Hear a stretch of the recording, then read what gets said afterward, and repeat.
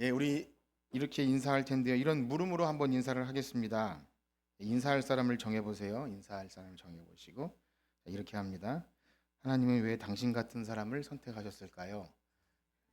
예, 예, 네. 대답은 이렇게 하세요. 대답은 저도 그것이 늘 의문입니다. 네, 네.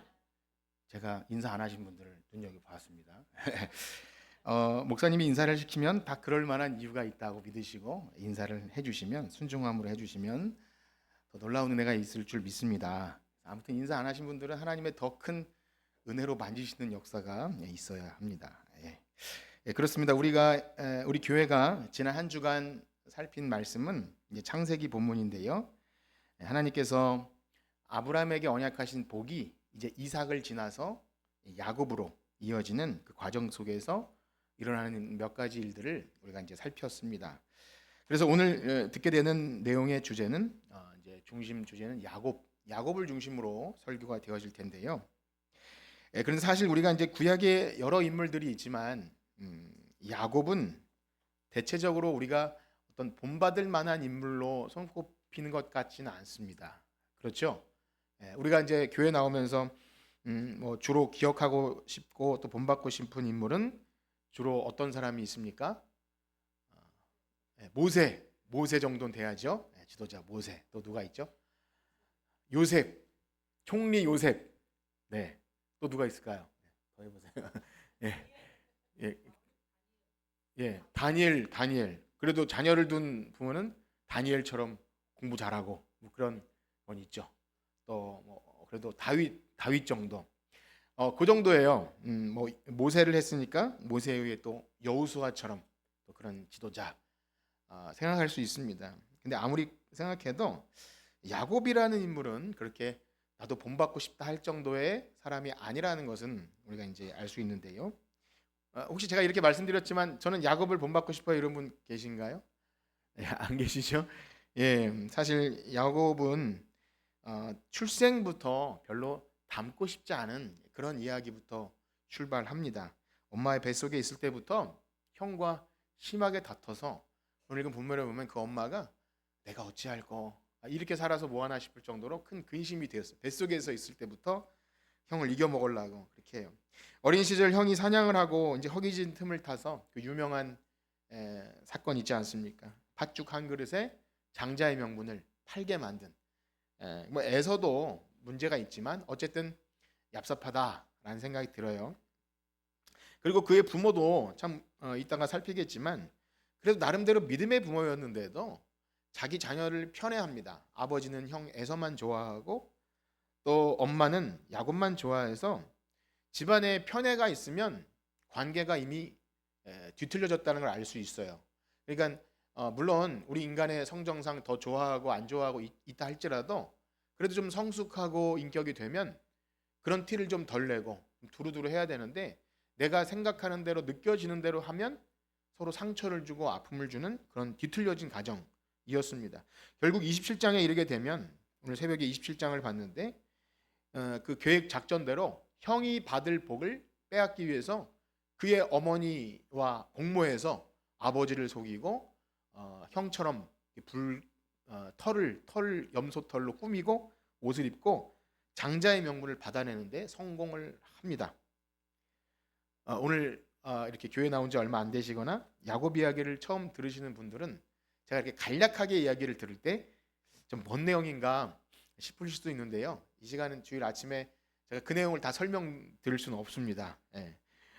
그래도 여러분 믿음이 자라려면은 그래도 우리 교회가 함께 읽고 있는 본문을 좀 관심 있게 읽으시고 한 주간 그렇게 하셨으면 좋겠습니다. 그렇게 하고 계시죠? 믿음은 들음에서 나는데요. 그래도 설교를 듣기 위해서 라도 오늘 주일날 그냥 아무 생각 없이 오기보다 이렇게 야곱 이야기가 되고 있구나.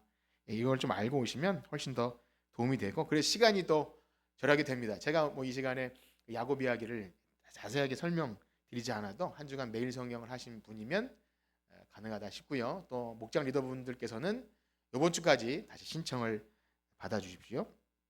자, 어쨌든 야곱이라는 인물은 아브라함의 복이 이삭에게 흘러가고 또 이삭이 야곱에게 흘러가는 그야말로 언약의 대표 당사자입니다. 아브라함과 이삭과 야곱의 하나님이라고 일컬을 정도로 그 언약의 흐름 가운데 있는데, 아무리 봐도 이런 인물이 어떻게 언약의 이 대표자, 언약의 족장, 그 당시 믿음의 대표를 맡을 수 있는 자격이 있는가 싶어요. 어릴 때부터 지독히 이기적이고 자기중심적이며 그 열등감에 사로잡혀서 참 그 형을 이겨 먹으려고 하는, 또 그의 부모도 그렇게 믿음의 부모였지만 그 좋은 영향력을 끼치지 못한 거죠.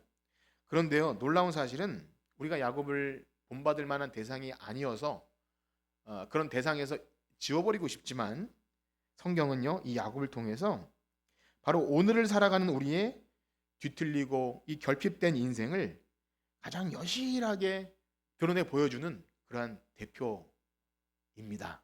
그렇게 여겨지시나요? 닮고 싶지 않지만 가장 많이 닮은 것이에요.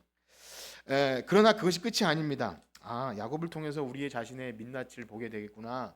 참 우리가 그렇구나. 욕심장이고 이기적이구나. 그것이 끝이 아니라, 여러분, 야곱은요 오늘날 죄인 한 사람을 불러서 그가 구원에 이르기까지 하나님께서 그를 절대 포기하지 않고 끝까지 인도하시는 그런 하나님의 은혜의 열심이 가장 극명하게 드러나는 대표가 또 야곱입니다. 그렇게 생각하니까 여러분, 야곱 좀 닮고 싶습니까? 안 닮고 싶습니까? 안 닮고 싶어도 우리는 야곱이에요. 야곱일 수밖에 없는 거예요. 즉 하나님을 알기 전에 죄와 허물로 말미암아 구원받을 아무런 자격 없는 인생을 정말 말도 안 되게 택하고 부르셔서 그를 연단하시고 성숙시켜서, 또한 살아가는 순간순간 하나님의 은혜를 망각하고 믿음이 떨어졌을 때, 그런데 또 그 나태한 상황에서도 하나님의 어려운 고난을 통해서 믿음을 회복시키는 일도 야곱을 통해 보게 돼요. 베델의 믿음이 회복하기 위해 베델로 올라가라. 그래서 막 울며 불며 다시 신앙이 회복되지 않습니까? 그래서 야곱은 우리의 모습이에요. 야곱은 인생은 태어날 때부터 죽을 때까지 하나님이 죄인 한 사람을 어떻게 구원 백성으로 빚어 나가시는지, 그 하나님의 정말 영광스러운 구원 역사를 그의 인생 한 폭에 다 담아져 있다는 것을 우리가 알게 됩니다. 그러니 결국 우리가 야곱을 볼 때 무엇을 보게 됩니까? 하나님은 참 대단하시다. 어떻게 나와 같은 인생을 끝까지 포기하지 않고 정말 불나방처럼 막 제멋대로 갈팡질팡하는 우리들을 참 끝까지 포기하지 않고 이렇게 자녀 삼아 주시기 위해서 우리가 모든 결핍이라고 여겨지는 부족하고 원망스러운 것까지 다 동원해서 우리를 빚어 나가시는 그 하나님의 은혜의 열심을 발견하게 될 줄 믿습니다. 그렇습니다. 그래서 그 은혜를 아는 자라면, 제가 설교 전에 여러분들에게 나누라고 한 그 인사, 하나님이 당신 같은 사람을 왜 선택하셨을까요? 그러면 뭐 이런 질문과 답이, 아니 무슨 내가 그렇게 자격이 없나? 이렇게 기분 나빠하거나 왜 이런 질문을 하는지 의문을 제기하기보다 그 질문이 참 은혜롭고 감사한 거예요.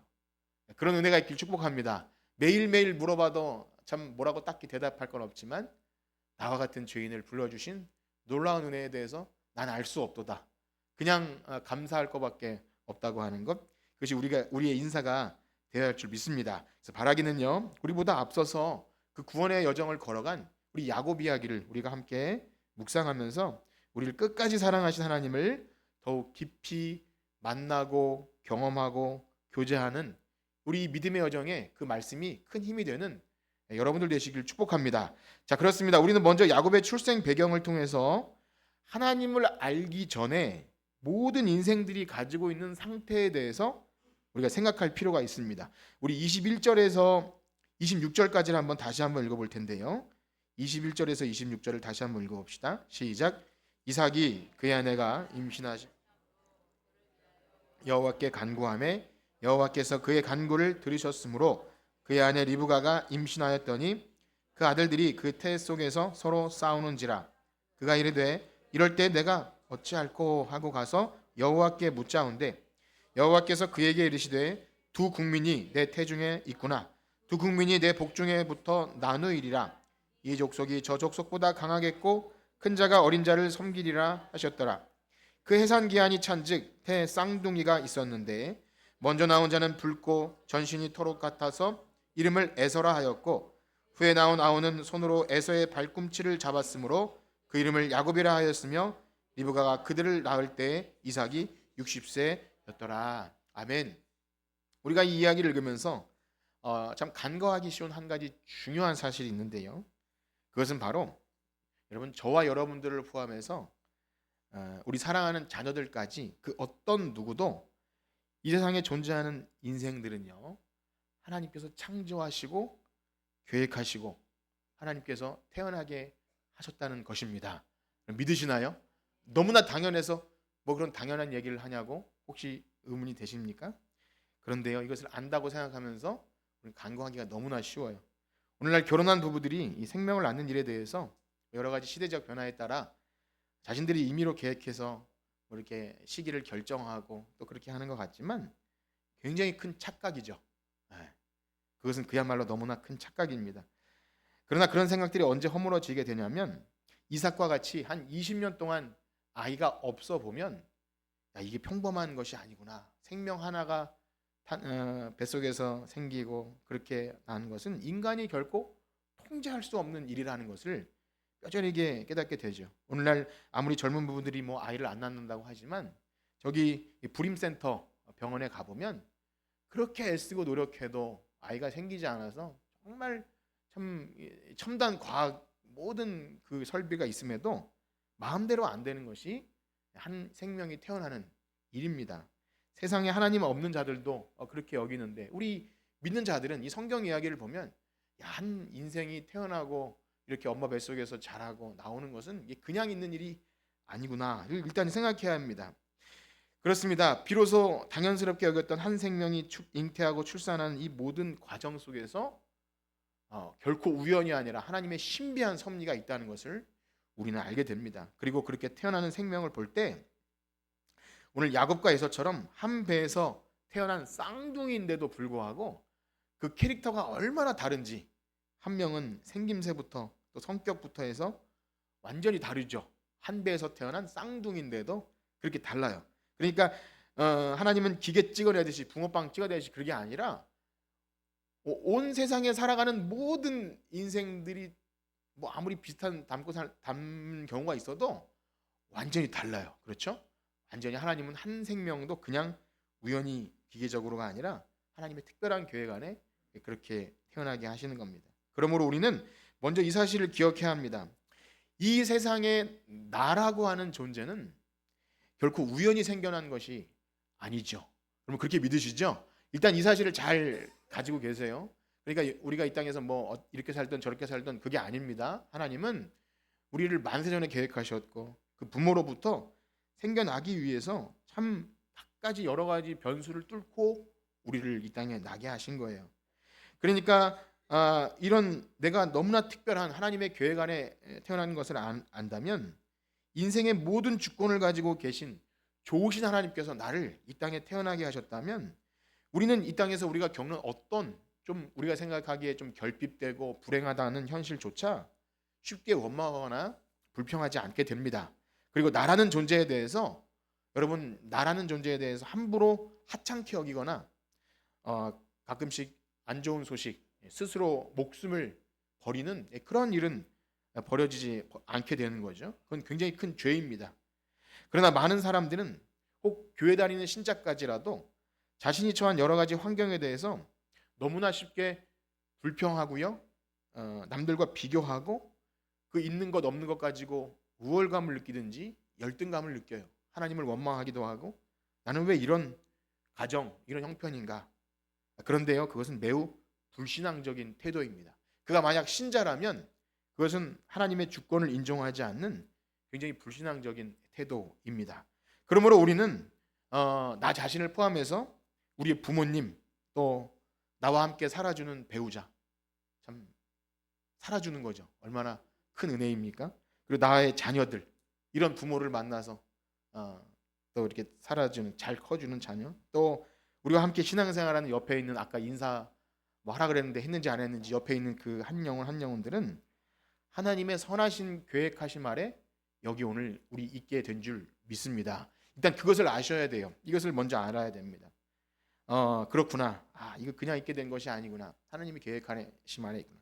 그런데요, 동시에 그 생명의 소중함을 기억함과 동시에 잊지 말아야 할 것은 야곱이 그 엄마의 뱃속에서부터 형 에서와 다투는 관계로 그렇게 태어났다는 겁니다. 성경에서요, 이 뱃속에서 일어난 사건을 기록하는 것은 매우 이례적인 사건인데요. 참고로 신약 성경에 이제 세례 요한이 태어날 때 복중에서 뛰놀았다 뭐 이런 얘기 외에는 뱃속에서 있는 이야기를 기록한 것은 거의 없어요. 오늘날에는 뭐 초음파로 뱃속에 있는 아기를 뭐 칼라로 보기도 하고 뭐 그렇게 뭐 질병까지도 예측하지만 그 당시에 그런 생각은 하지 못하는데 이 뱃속에서 쌍둥이가 싸웠다. 도대체 어떻게 싸웠길래 그런가? 그런데요, 지금 성경이 그것을 기록하는 이유는 앞으로 야곱의 삶이 어떠하다는 것을 미리 예고해주는 복선의 역할을 하고 있다는 것을 우리가 알게 됩니다. 그렇습니다. 야곱의 이름 뜻이 뭐라 그랬죠? 네, 발꿈치를 잡고, 그래서 의역하면 속이는 자, 사기꾼이에요. 어려서부터 그런 캐릭터예요. 태어날 때부터 그 형 에서의 발꿈치를 잡고 나올 정도로 형을 이겨먹기 위해 안간힘을 쓴 약간 그 삭개오처럼 키가 작고 열등감에 사로잡혀서 뭔가 더 얻어보려고 애쓰는 그런 캐릭터입니다. 도대체 뱃속의 아기가 뭘 알길래, 그렇죠? 뱃속의 아기가 뭐 우리가 보면 뭐 병아리나 강아지나 뭐나 딱 아기가 생겨나는 그 순간을 보면 그냥 다 벌레 같잖아요. 그렇죠? 그래서 이제 점점 자랄 때마다 이 형질이 구성이 되는데 그 아기가 뭘 알길래 벌써부터 형을 이겨 먹으려고 뱃속에서 싸웠는가 싶을 정도로 참 신기한 이야기예요. 그런데요, 이것은 단지 어떤 특별한 출생의 비와 야곱의 어떠함을 이야기하는 것 전부가 아니라 바로 아담 이후로 태어나는 모든 인생은 다 그렇게 죄악 중에 출생하더라는 것입니다. 여러분 그렇게 생각이 드시나요? 그 얘기를 해주고 있는 거예요. 그래서 야곱은 닮고 싶지 않지만 우리의 모습이라는 거예요. 인간은 누가 가르쳐주지 않아도 본능적으로 자기중심적인 태도를 취하고요, 자신의 이기적인 욕망을 얻기 위해서 다른 사람의 해를 끼치면서까지라도 그것을 취하고 맙니다. 그렇죠. 아주 작은 어린 아기라도 동생이 더 사랑받으면 몰래 가서 때리고 꼬집고 뭐 그런 거예요. 참 제가 이제 어릴 때 아이들 영상 찍어놓은 거 보면 그 뭐 말도 못하고 하는데 막 때리고 울고 짜증내고 뒤엎고 그렇습니다. 사랑스러운 천사 같은 아기가 아니라 악마로 돌변하는 것을 자주 보는 거죠. 다 자신의 욕망, 어릴 때부터 본능적으로 내가 병이 있어. 내가 라는 거죠. 여러분 어떠하십니까? 여러분 어떻게 태어나셨고 좀 관대하고 좀 성숙한 모습으로 살아오셨습니까? 어떠신가요? 사실 이것은 복음을 알기 전이라도, 하나님을 알기 전이라도 최소한 양심이 있는 사람이라면 자기가 얼마나 이기적이며 자기 중심적인지를 사실은 알아요. 그냥 인생을 좀 알든지 아니면 철학을 하든지 좀 책을 읽어보면 야, 나라는 존재가 어떻게 이렇게 이기적일까? 그래서 세상에 어떤 유명한 사람도 이기적인 유전자라고, 인간은 태어날 때부터 이기적인 유전자를 갖고 태어났다고 그러더라고요. 그래서 복음으로 말미암아 거듭난 자가 가장 먼저 깨닫게 되는 것, 복음이 우리에게 해주는 가장 먼저 큰 역할은 뭐냐면, 오라 나는 곤고한 사람이로다. 누가 이 사망에서 나를 건져낼까? 자기 자신을 보게 돼요. 자기 자신의 그 비참함, 모태에서부터 아무런 선을 행할 능력도 없고 그렇게 죄악 가운데 출생하는 것. 아무리 겉으로 우리가 아름답게 치장하고 멋을 내고 화장을 하고 피부과에 엄청난 돈을 주고 또 이렇게 화장을 바꾸고 아무리 예쁜 옷을 입어도 우리는 모태 죄인이다. 속에서부터 늘 더러운 곳으로 드글거리는 그러한 것. 여러분 어떻습니까? 여러분 자신 스스로에 대해서 그렇게 여겨지십니까? 그렇게 여겨지는 은혜가 있기를 축복합니다. 야곱을 통해서 그걸 보게 된다는 거예요. 야곱이 야 무슨 이런 못난 인간이 있나 이게 아니라 나의 모습을 발견하는 거예요. 놀라운 사실은요, 이삭과 리브가는 분명 하나님을 섬기는 그런 경건한 부모 아니겠습니까? 더군다나 하나님께 간구하여 20년 동안 아기가 없다가 이 자녀를 얻게 된 건 아닙니까? 그런데도 그 얻은 자녀라 할지라도 소위 오늘 모태신앙으로 태어난 자녀라도 여지없이 죄를 가지고 출생해서 가만히 내버려두면 죄만 짓다가 죽을 그런 아이들이죠. 우리가 아이를 키워보면 느끼지 않습니까? 아무것도 모를 때부터 반항기가 있고 그런 것 아무리 좋게 보려고 해도 안 되는 그런 것이 있어요. 이게 우리의 모습이죠.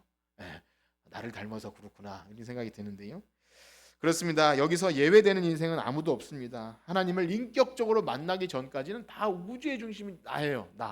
내가 기분이 나쁘면 안 되고 내가 배고프면 안 되고 모든 것이 다 나 중심이에요. 그러니까 자기가 주인이 되고 다 전부 그렇게 그것이 전부라고 여기면 삽니다. 그렇습니다. 우리는 이 사실을 분명히 기억해야 합니다.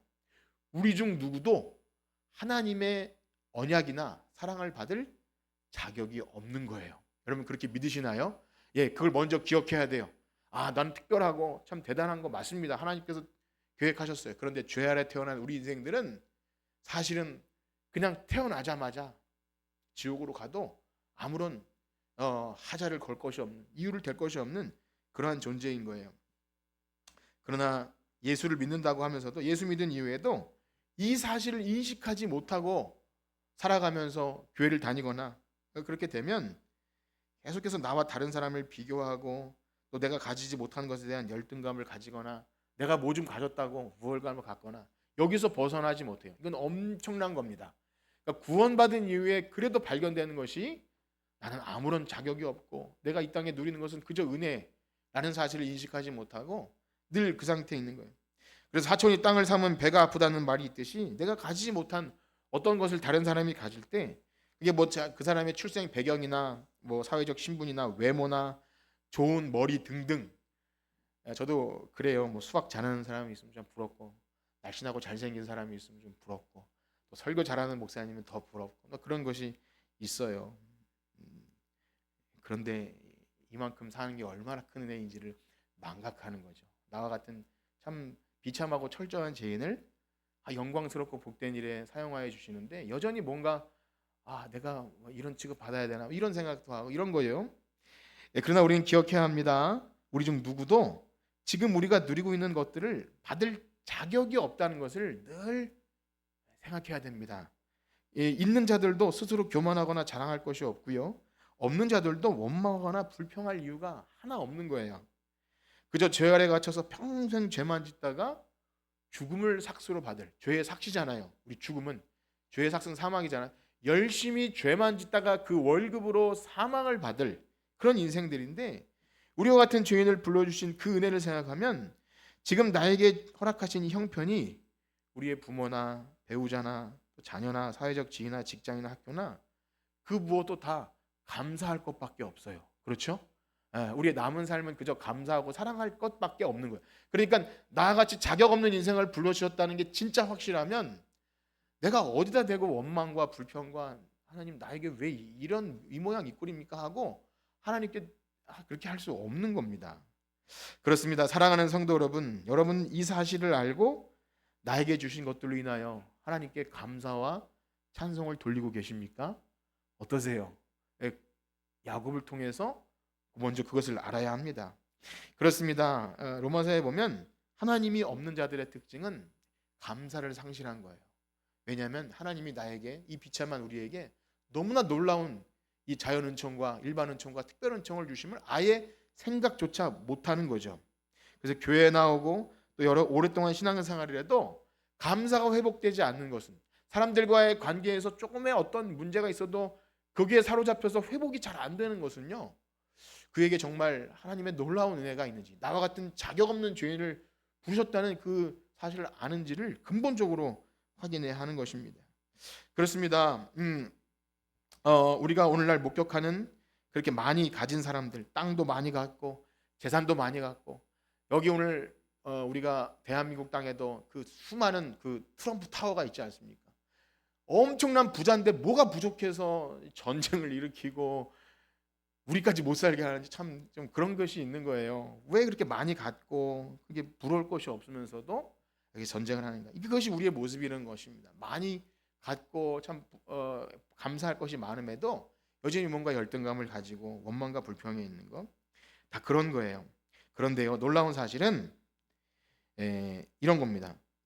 믿음의 부모, 모태신앙의 가정에 태어났다 할지라도 이런 하나님의 주권을 신뢰하고 그분에 대한 감사가 없을 때 부모로부터 시작해서 본인들의 신앙뿐만이 아니라 자녀들에게까지 그것이 영향을 미칠 수밖에 없더라는 거죠. 성경은 그것을 여실히 보여줍니다. 우리는 이 사실을 분명히 기억해야 합니다. 부부가 다 예수 믿는 믿음의 가정이고 또 자녀의 출생을 위해 기도했고 오늘날로 말하면 유아 세례까지 그렇게 받은 집이라 할지라도 한 자녀가 한 사람이 인격적으로 예수 그리스도를 나의 주로 고백하고 자신의 죄인됨을 자각하고 하나님의 은혜가 아니면 구원받지 못할 그런 죄인임을 알게 되는 그런 인식이 없다면 그 자녀의 신앙은 장담할 수 없는 겁니다. 그래서 우리는 그 이야기를 통해서 야곱 이야기를 통해서 그걸 보는 거예요. 그러므로 우리 중 자녀를 키우는 가정들은 분명히 이 사실을 기억하셔야 됩니다. 뭐 우리 교회 가운데 어린 자녀라 아니라 할지라도 어쨌든 많지는 않겠지만 이 사실을 알아야 돼요. 물론 우리가 자녀의 인생을 대신 살아줄 수 없지만 다만 우리가 자녀에게 해줄 수 있는 정말 최고의 복됨, 최고의 유산은 하나님 이 자녀가 인격적으로 하나님을 만나게 하시고 내가 죽고 없어도 정말 하나님을 사랑하여 하나님을 섬기며 사는 자녀가 되게 해 주십시오. 이런 기도가 최고의 기도인 줄 믿습니다. 그걸 남겨주셔야 돼요. 그거 없이는 안 되는 겁니다. 전부를 걸어야 될지도 몰라요. 우리의 삶의 전부를. 왜냐하면 하나님 자녀는요 우리의 소유물이 아니라 그냥 우연히 생긴 것이 아니라 하나님이 계획하시고 우리에게 맡겨주신, 그래서 우리는 청직이에요. 그러니까 이 땅에서 사람들이 좋아하는 어떤 좋은 배경과 뭐 어떤 좋은 머리를 물려주고 또 공부할 수 있도록 어떤 혜택을 주고 하는 이 모든 것들, 만약에 하나님을 만나는 그 기회를 없이 이런 것들을 가지고 있으면 오히려 더 망하게 되는 길을 갑니다. 우리 에서를 통해 그것을 경험하게 돼요. 그래서 부모가 청지기로서 그 사명을 다하지 못할 때, 믿음의 유산을 남겨주지 못할 때 오히려 모태신앙인데 더 모태신앙이 돼요. 모태신앙의 특징이 왜 못해라 그러죠. 못해. 더 하나님을 만나기 어려워. 기회를 더 상실시켜버려요. 그래서 때때로 모태신앙으로 교회 자라난 자녀들이 이상하게도 바리새인처럼 성경 지식은 알고 교회 잔변을 굵었는데 하나님을 경외함도 없고 복음의 능력도 없어요. 그냥 바리새인처럼 종교인으로 전락되어 버리기도 합니다. 너무나 안타까운 거죠. 물론 모태신앙이 누리는 복과 은혜는 또 무시할 수 없지만 우리는 그것을 내 자격이나 공로나 내가 마땅히 우리 부모가 신앙생활 잘했으므로 되어지는 당연한 것으로 여겨서는 결코 안 돼요. 왜냐하면 어떤 인생도 태어날 때부터 모태 죄인으로 태어나는 겁니다. 그렇습니다. 이러한 현상이 바로 이삭과 리브가의 가정에 있었던 거예요. 어느 때부터인지 어느 순간부터인지 몰라도 이삭은 하나님의 뜻보다는 인간의 어떤 혈육의 정을 따라서 에서를 더 좋아했어요. 자기와 이삭이 좀 온순한 편이었는데 자기와 좀 반대되는 어떤 성향에 끌리는 그런 것이 있었는지는 모르겠지만 어쨌든 형을 더 좋아하고요. 장자여서 그럴 수 있겠죠. 리브가는 야곱을 더 사랑합니다. 그러니까 자기에 맞는 성향에 따라 자녀를 이렇게 편애한 거죠. 물론 우리가 자녀를 키우다 보면 자녀들이 하는 행동 거지에 따라서 솔직하게 좀 더 엄격하게 하는 경우가 있고 또 더 관대하게 하는 경우가 있고 또 야박하게 하는 경우가 있고 뭘 물어보면 잘 대답 안 하는 경우도 있고 친절하게 대답하는 경우도 있고요. 솔직히 좀 미안한 일들이 있어요. 그러나 역시 그것은요 부모로서 죄악된 본성을 드러내는 겁니다. 이것은 우리가 회개해야 될 문제예요. 하나님 중심으로 하나님이 주신 자녀에게 하나님의 사랑을 가지고 대해야 되는데 내가 느껴지는 감정과 내 죄악된 본성대로, 내가 이 땅에서 살 때 뭘 먹고 싶은 걸 먹고 내 기호대로 행동하는 것처럼 그렇게 정말 귀한 한 생명에 대해서 우리가 내가 느껴지는 감정대로 행하고 그렇게 하는 것은요 굉장히 큰 가정의 불화와 또 상처와 아픔을 남기게 되더라는 겁니다. 그래서 이삭은 그의 아들 에서가 하나님이 기뻐하지 않는 삶을 살 때 책망하지 못해요. 이방 여인과 결혼해도 그에 대해 관대했기 때문에 그것을 책망하지 못했고, 그가 남자답게 용맹하게 사냥해서 잘 살겠구나, 하나님을 의지하는 법을 가르쳐 주지 못합니다. 굉장히 위험한 거죠. 마치 자녀들이 세상에서 공부만 잘하고 좋은 직장만 가면 자녀 교육을 잘했다고 착각하는 것과 마찬가지고, 그걸 복으로 착각하는 거예요. 오히려 그렇지 않습니다. 오히려 험난한 시험을 당한 야곱처럼 돌베개를 베고 자고 형에게 쫓겨고 사기를 당해도 하나님을 알 수 있는 기회를 주는 게 훨씬 더 나은 거예요. 그렇기 때문에 에서는 완전히 실패한 거죠. 그러면서도 이삭은 에서가 큰아들이라고 장자의 복을 주기 위해서 나름대로 몰래 그렇게 상의하지 않고 계획을 세웁니다. 그러면 리브가는 어떠합니까? 그래도 리브가는 되게 현명한 여인이었잖아요. 마치 잠언 31장의 그 현숙한 여인처럼 그 힘도 세고 그래서 낙타 10필에 물을 다 먹이고 그렇게 순종적이고 그런 리브가 대표적인 아내상인데, 그는 야곱을 더 사랑해서 장자의 복을 얻기 위해서 눈이 어두운 자기 남편을 속이고 또 아들에게는 아버지를 속이게 만들어서 그 복을 쟁취하게 합니다. 아들에게 거짓말을 시킨 거죠. 자녀를 위해 물불 가리지 않는 그런 어머니의 치맛바람이라 그럴까요? 그건 이해는 되지만 그것은 과정이 틀렸기 때문에 아무리 좋은 결과를 얻었다 할지라도 결코 자녀에게 좋은 영향을 끼칠 수가 없어요. 우리는 완벽한 것을 줄 수 없고 늘 실패이지만 자녀에게 그냥 있는 그대로 하나님을 의지할 수 있도록 해야지, 어떻게든 좋은 걸 주기 위해서 그 모든 과정을 뛰어넘게 하면 안 되는 거죠. 아무리 장자의 복이 좋아도 하나님께서 예언하신 일이라 할지라도 그것을 취하기 위해 거짓말을 하게 하는 것은요, 굉장히 위험합니다.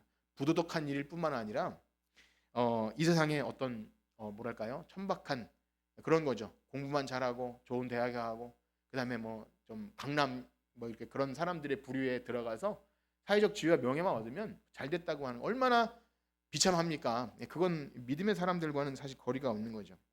부자라서 잘못됐다는 것이 아니라 그게 인생의 목표일 수 없는 거예요. 하나님께서 우리를 그렇게 만들지 않았습니다.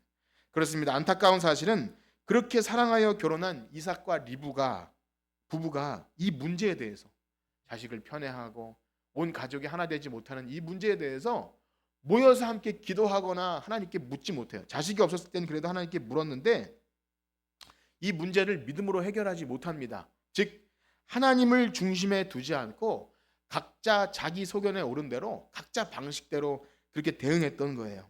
문제는 결국 부모의 불신앙이 다음 세대로 고스란히 전달되더라는 것입니다.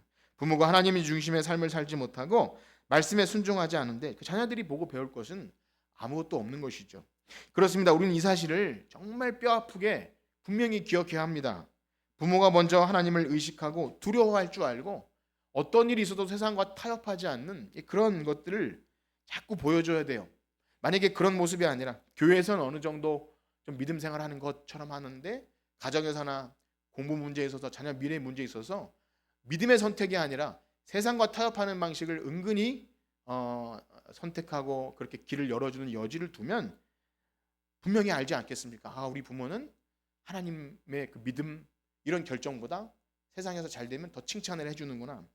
그러면 그건 고스란히 혼란을 일으킵니다. 자녀들에게 신앙생활에 더 혼란을 일으켜줘요. 신앙을 버리기까지 합니다. 그렇습니다. 사랑하는 성도 여러분, 우리의 자녀는 우리의 모습을 비추는 거울입니다. 여러분 믿으시나요? 자녀가 혹 믿음이 없고 불신앙적인 모습을 보이는 것에 결코 부모의 신앙이 무관하다고 할 수 없습니다. 물론 방황하는 때가 있고 실수할 때가 있어도 우리는 늘 우리 자신을 살펴야 합니다. 이는 단순히 교회 열심히 나가고 교회 일에 참여하는 것을 이야기하는 그 정도가 아니라 우리가 혹 부족하고 연약하고 실수가 있는 부모라도 정말 하나님을 인식하고 있는가, 그래서 겸손하게 하나님의 뜻을 구하고 부모라 할지라도 실수를 인정하고 내가 이런 잘못이 있었고 또 그래서 겸손하게 하나님께 구하자. 그러면 절대 부모의 연약함이 문제가 되지 않아요. 오히려 그것이 은혜가 됩니다. 하나님의 일하실 것을 알게 되죠. 자녀가 바라보는 부모의 모습이 과연 하나님을 인식하고 성경적으로 살아가려고 애쓰고 있는지, 또 신앙의 문제에 있어서 혹 엄마와 아빠가 부딪히게 된 일이 있다 할지라도 과연 성경적으로 일을 풀어나가고 있는지, 하나님 말씀대로 하고 있는지를 다 본다는 거예요. 만약에 그것이 일관되지 못하고 혼동을 주면 자녀들은 분명히 혼동을 일으키고 올바른 길을 가지 못합니다. 부모된 자들은 이 문제를 가지고 정말 깊이 있게 서로 대화하고 기도하고 같이 풀어 나가야 합니다. 그리고 서로의 부족함을 고백해야 합니다. 그렇습니다. 우리 이 교회에 자녀를 키우는 가정이 많지 않지만 이 말씀을 드리면서 성경 공부를 통해 강조하는 것이 온 가족이 함께 모여서 예배하는 자리를 우리 만들어 보자. 이렇게 오랫동안 제가 권면하고 이렇게 뭐랄까요, 좀 추구하고 독려했고 했던 일이 있어요. 여러분 어떠십니까? 우리 가정 있는 부모들 집에서 가정 예배 좀 드리십니까? 어떠세요? 네. 이것은 좀 실천하기도 어렵고 어색하기도 하고 안 하는 걸 억지로 하면 안 되지만 여러분 이삭의 가정을 보십시오. 그 4명밖에 안 되는 집이 한 자리에 모인 일을 한 번도 기록하지 않아요. 물론 성경에 기록되지 않은 부분이 있겠지만 오늘 이 스토리에 보면 다 뿔뿔이 모래알처럼 흩어져서 자기끼리 편을 먹고 좋아하는 큰아들과 이삭과 또 작은아들과 엄마와 그렇게 속닥속닥 일을 처리해요. 하나님의 주신 질서와 그 명령에 따라서 복을 구하는 것이 아니라 다 인간적인 방법으로 살죠. 여러분 세상 전문가들도 뭐 소통하고 이런 전문가들도 엄마들이 자녀 앞에서 아빠 욕을 절대 하지 말라 그러더라고요. 그런 얘기를 제가 유튜브에서 너무 감동이 됐는데 그렇더라고요. 자녀의 반은 엄마에게서 왔고 자녀의 반은 아빠에게서 왔는데 만약에 그 엄마가 아빠가 없는데 야 니네 아빠 뭐 이렇다 이렇게 얘기하면 그 아이는 내 반을 계속 욕하기 때문에 혼란을 일으킨다고 그렇게 하더라고요. 지금 저희 집 얘기를 하는 건 절대 아닙니다. 제가 최근에 본 그 김창옥 씨 강의가 갑자기 생각나서 그런 건데요. 저는 여러분들에게 단순히 자녀 양육 이야기를 하는 것이 아닙니다. 혹 여러분 중에서 나는 뭐 자녀 양육 시기가 끝났고 하시는 분들이 계십니까? 그래서 이 말씀은 나와 상관없는 얘기인데 혹 이렇게 여겨지는 분들이 계십니까? 여러분 결코 그렇지 않습니다. 우리는 여전히 각자의 자리에서 여러분들의 삶을 통해서 하나님께서 이 땅에 살아가게 하는 중요한 사명이 있음을 아셔야 합니다. 나 혼자 그냥 예수 믿고 죽어서 천국 가는 그런 것이 아닙니다. 여러분들이 하나님을 섬기는 할아버지 할머니로서 또 교회 어른으로서 또 목장의 일원으로서 여러분들의 신앙의 모습을 보고 배우는 사람들이 분명히 있습니다. 여러분들은 영향을 끼칠 수밖에 없어요.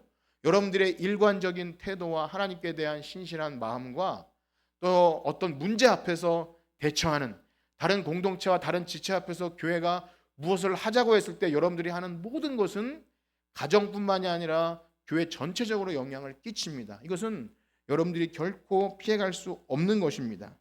여러분 책임의식을 가지셔야 합니다. 만약 그렇지 않으면 하나님을 섬긴다고 하면서도 여전히 자기 중심이에요. 나 중심, 내가 기분이 좋아야 되고 이기적인 그 옛 모습을 버리지 못한 겁니다. 만약 나 자신이 그런 미성숙한 모습을 그대로 노출하고 산다면 하나님께서 나를 부르셔서 이 세상이 복을 받도록 하기 위한 그 복의 통로의 역할을 못하는 거예요. 그건 굉장히 치명적인 일입니다. 나를 통해서 많은 사람들이 하나님을 알고 그들이 화목하고 하나님과 연결될 수 있도록 중간 다리 역할을 해야 되는데 나에게서 딱 끊겨버리는 거예요. 굉장히 치명적입니다. 여러분 가운데 혹 저는 뭐 그런 변화의 성숙은 필요 없고 그냥 예수 믿고 죽어서 천국 가면 된다고 여기시는 분이 계십니까? 죄송하지만 그런 구원은 없습니다. 그런 구원은 없어요. 성경은 그런 구원을 한 번도 말하지 않아요. 그래서 이 긴 성경 역사를 기록하는 거예요. 그냥 예수 믿고 달랑 천국 가는 이야기라면 이 야곱 이야기 우리가 볼 필요가 없는 거예요. 구원은 하나님의 주권적인 선택으로 있지만 우리들의 일상 속에서 우리의 이기적이고 또 자기중심적이며 그런 것들이 고쳐져야 돼요. 하나님은 그 일을 하시겠다는 겁니다. 믿으시길 축복합니다. 우리가 이 사이클에 들어가지 않고도 예수 믿고 천국 간다고 생각하는 것은 매우 큰 착각이에요. 여러분 그래서 제가 인사도 시키는 거고 목장 모임도 시키는 거예요. 제가 잘나서 그런 것이 아니라 여러분들의 신앙이 그렇게 검증이 되셔야 됩니다. 가정에서 또 여러분들의 직장에서 교회 모든 모임 속에서 드러날 수밖에 없어요. 참되게 구원받은 성도는 하나님께서 우리에게 복이 되게 하여 부르셨다는 그 사실을 너무나 귀하고 복되고 감사하게 여겨서 그것을 하찮게 여기지 않아요. 에서가 장자의 복을 하찮게 여기듯이 그걸 그냥 대충 여기지 않고 하나님이 나를 부르신 뜻이 뭘까? 우리 교회에 내 직분을 주신 이유가 뭘까? 내가 우리 가정의 가장으로서 우리 자녀를 주신 이유가 뭘까를 늘 고민하면서 거룩한 성숙의 변화를 이루어 가더라는 겁니다. 완벽해진다는 얘기가 아닙니다. 매일 그 싸움을 싸웁니다. 사랑하는 성도 여러분, 오늘 설교의 내용이 단순히 믿음 좋은 사람이 됩시다, 가정 됩시다, 교회 안에서 이런 일을 잘합시다, 그러한 도덕적인 행위를 말씀드리는 것이 아닙니다. 무엇입니까? 하나님은 우리의 이러한 모든 결핍된 환경, 내가 부족하고 연약하다고 생각하는 모든 것, 그리고 나의 배우자, 또 부모님, 그리고 우리의 거울이 되는 자녀, 이 모든 환경을 통해서 우리를 매일 빚어나가시고 다듬어 나가시는 줄 믿습니다. 이게 복음의 능력이고요, 구원받은 성도의 특징이에요. 우리가 할 수 없는 그것을 이미 그리스도께서 십자가로 다 이루셨어요. 그래서 우리가 뭘 함으로 구원을 이루어 나가는 것이 아니라 진짜 자격 없는 나를 예수 그리스도의 피로 구원받은 그 은혜가 감사한 사람은 우리가 하나님의 이 만드시고 빚어가시는 이 역사에 우리를 내어 맡기고 순종하게 됩니다. 그리고 부족하지만 그 사랑을 조금씩 우리의 삶에 드러냅니다. 무엇보다 하나님은 한 번 시작하신 일을 결코 포기하지 않고 우리를 이끌어 가실 거예요. 여러분, 그러므로 하나님께서 여러분들을 귀찮게 하고 목사님이 여러분들을 자꾸 말씀을 통해서 귀찮게 하면 따라해 봅시다. 나를 여전히 포기하지 않으시는구나. 그렇게 믿기를 축복합니다. 여러분을 포기할 수 없는 거예요. 여러분 가운데 제가 다 들어가서 알 수 없지만 어떤 불신앙적인 모습이나 교회 비협조적이거나 오래 신앙생활 했으면서도 그런 모습을 계속 보일 때 마음이 아파요. 그것은 개인적인 성향 문제가 아니라 그리스도의 십자가 보혈의 능력은 우리의 그 본성되고 이기적이고 그런 것들을 깨부실 수 있는 놀라운 능력인 줄 믿습니다. 여러분들이 그것에 여러분들을 던지지 않으면 안 되는 거예요. 믿음으로 순종으로 반응하셔야 됩니다. 하나님은 그 일을 위해 야곱을 연단하실 겁니다. 그저 아버지의 축복을 받았다고 끝이 아니에요. 그 일을 시작으로 야곱을 정말 처절하게 그가 누굴 속인 것처럼 그도 속임 당하게 하시고 처절하게 연단하셔요. 그런데 이게 복이라는 거예요. 그걸 놓치면 안 됩니다. 선택받은 사람의 특징입니다. 그러므로 사랑하는 성도 여러분, 우리의 모든 삶에 이 복음의 은혜가 나타날 수 있도록 겸손하게 늘 자신을 말씀 앞에 내어놓고 우리의 결함이 발견될 때마다 그냥 내버려두지 않고 믿음으로 반응하시길 축복합니다. 가정에서나 교회나 서로 솔직하게 나눌 수 있어야 합니다. 우리의 완고함을 내려놓고 좀 모이자고 하면 정말 안 바쁜 사람이 어디 있어요. 내 시간과 에너지 할 일이 많이 있지만 정말 이 믿음의 가정에서 이 믿음의 지체 안에서 내가 다듬어져야 된다는 사실을 아시고 참여하셔야 됩니다. 여러분 가운데 각자의 삶의 배경이 야곱 못지않게 더 결핍된 배경을 가지신 분이 있을 수 있고요, 비교적 나름대로 좀 평온한 배경을 가질 수 있는 분이 있을 줄 알아요. 그래서 나의 것을 내놓지 못할 수도 있고 참 저 사람이 나를 알까 싶은 것도 있고 다 있지만 사랑하는 성도 여러분, 그것은 다 도토리 키재기일 뿐입니다. 하나님 앞에서 그 어떤 결함과 부족함과 또 자녀나 모든 문제도 사실은 하나님의 은혜가 더 크게 드러날 놀라운 은혜의 통로임을 믿으시길 축복합니다. 우리가 연약하고 비참함을 깨달을수록 하나님의 크심과 복음의 능력은 더 크게 드러나요. 그러니까 교회는 나 잘난 자랑을 하는 것이 아니라 나는 비록 약하고 매일 이렇게 실수하고 연약하지만 크신 하나님이 나와 같은 죄인을 여기에 있게 하신 그 은혜를 늘 서로 나누고 고백하기를 축복합니다. 그렇게 우리를 빚어나가십니다.